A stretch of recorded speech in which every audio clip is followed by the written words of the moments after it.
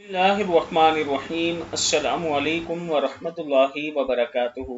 अज़ाब कब्र से हिफाजत और मौत के वक्त जो तकलीफ होती है उससे कमी के लिए आप ये वजीफ़ा करें। अल्लाह ताला के हुक्म से आप अज़ाब कब्र से भी बच जाएंगे और मौत के वक्त से भी, जो मौत के वक्त तकलीफ होती है उससे भी बच जाएंगे।